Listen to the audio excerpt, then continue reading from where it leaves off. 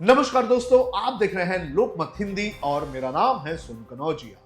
महाराष्ट्र विधानसभा के nomination file करने में अब महज 24 घंटे ही रह चुके हैं और इस लास्ट मोमेंट में जो राजनीतिक पार्टियां हैं वो एक के बाद अपनी एक जो है लिस्ट निकाल रही हैं। इसी कड़ी में भारतीय जनता पार्टी ने अपनी तीसरी लिस्ट निकाली है और इस तीसरी लिस्ट में भारतीय जनता पार्टी ने अपने 25 कैंडिडेट्स के नाम जाहिर किए हैं। इस लिस्ट में किस किस को जगह मिली है, कौन से सिटिंग कैंडिडेट्स को हटाया गया है, कितने नए जो कैंडिडेट्स हैं उन्हें जगह दी गई है, कितनी महिलाओं को टिकट दी गई है, ये मैं आपको एक एक करके बताता हूं। सबसे पहले मैं आपको बता देता हूं कि कौन कौन से कैंडिडेट को मौका दिया गया है। मुर्तिजापुर जो है, जो एससी कैंडिडेट के लिए रिजर्व सीट है, वहां से हरीश पिंपले को मैदान में उतारा गया है। करंजा से साई ढाके को टिकट दी गई है।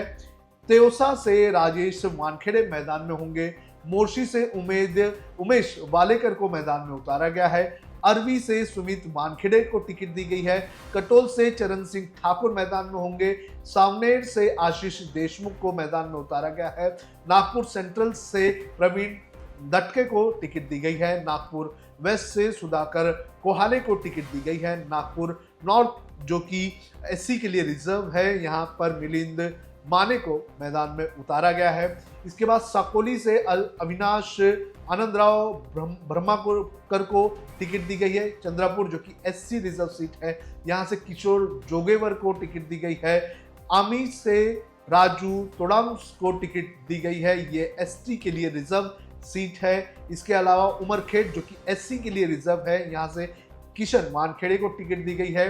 देगलूर जो कि एससी रिजर्व सीट है, यहाँ से जितेश अंतापुरकर को मैदान में उतारा गया है। धानु जो कि एसटी रिजर्व सीट है, यहाँ से विनोद मेधा को टिकट दी गई है। वसई से स्नेहा दुबे को मैदान में उतारा गया है। बोरीवली से संजय उपाध्याय को टिकट दी गई है।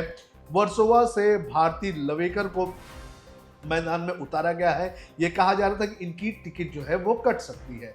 घाटकोपर ईस्ट से पराग शाह को मौका दिया गया है। फिर से अस्थि से सुरेश दास को टिकट दी गई है। लातूर सिटी से अर्चना चकुरकर को टिकट दी गई है। मलशिरा से एससी के लिए जो ये रिजर्व सीट है, राम सातपुते को मैदान में उतारा गया है। कराड़ नॉर्थ से मनोज घोरपड़े को टिकट दी गई है और पलूस काड़ेगांव से संग्राम देशमुख को टिकट दी गई है।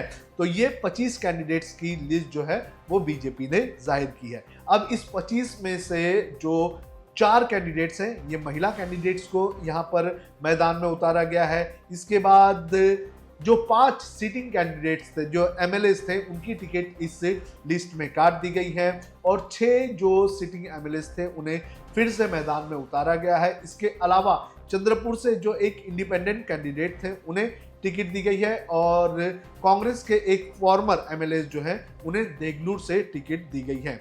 और अब किसे किसे टिकट दी गई है, किसकी टिकट काटी गई है, ये मैं आपको बता देता हूँ। जिन लोगों को, जिन सिटिंग विधायकों की टिकट काट दी गई है, उसमें अरवी से जो केचे दादा राव जो थे उनकी टिकट काट दी गई। नागपुर सेंट्रल से कुमारे करके एक कैंडिडेट थे, उनकी टिकट काट दी गई। अरनी से संदीप धुर्वे थे, उनकी टिकट काट दी गई। उमरखेड़ से नामदेव ससाने थे, उनकी टिकट काट दी गई और बोरीवली से सुनील राणे जो थे उनकी टिकट काट दी गई। अब इनकी जगह और कौन कौन से कैंडिडेट को टिकट दी गई है, जो नए कैंडिडेट हैं, जो रीनॉमिनेटेड हैं, जो पहले से थे, उनमें से मुर्तिजापुर से हरीश पिंपले को टिकट दी गई है। चंद्रपुर से किशोर जोरगेवार को टिकट दी गई है। देगलूर से जितेश अंतापुरकर को मैदान में उतारा गया है। भारती लवेकर सिटिंग एमएलए हैं, उन्हें टिकट दी गई है। पराग शाह को घाटकोपर ईस्ट से एक बार फिर से मैदान में उतारा गया है और मालशीराज से राम सातपुते को मैदान में उतारा गया है। इसके अलावा आपको बता दें कि संजय उपाध्याय जो है उन्हें बोरीवली से टिकट दी गई है, पहली बार वो चुनाव लड़ रहे हैं। स्नेहा जो दुबे हैं उन्हें जो है पहली बार मैदान में उतारा गया है। तो इस तरह से नए कैंडिडेट्स को भी मौका दिया गया है और जिस तरह से अब तक जो महायुति है उसमें अगर देख लिया जाए तो भारतीय जनता पार्टी ने 146 सीटों पर अपने कैंडिडेट्स उतार दिए हैं। जो शिवसेना है एकनाथ शिंदे की, उसने अब तक 65 कैंडिडेट्स के नाम जाहिर किए हैं और अजित पवार का जो फैक्शन है उसने 39 सीटों पर जो है अपने कैंडिडेट्स उतार लिए हैं। तो इस हिसाब से 288 में से 260 सीटें जो है उन पे कैंडिडेट्स के नाम जाहिर कर दिए जा चुके हैं और अब महज 28 सीट ही रह चुके हैं, जिनकी ये उम्मीद की जा रही है कि आज रात को नाम फाइनलाइज कर दिए जाएंगे और कल ये सभी कैंडिडेट जो है वो अपना नॉमिनेशन फाइल करेंगे, क्योंकि कल आखिरी दिन है महाराष्ट्र में नॉमिनेशन फाइल करने का। उसके बाद फॉर्म लेने का और बाकी जो प्रक्रिया है वो 4 तारीख तक खत्म हो जाएगी। 4 तारीख को कैंडिडेट्स की फाइनल लिस्ट आएगी कि कौन चुनाव में कौन सी पार्टी से मैदान में है। तो फिलहाल महाराष्ट्र की चुनाव काफी इंटेंस हो चुके हैं और अब देखना जरूरी है कि आज रात होते होते बाकी जो पार्टियां हैं वो अपने कैंडिडेट्स के नाम जाहिर करते हैं या नहीं।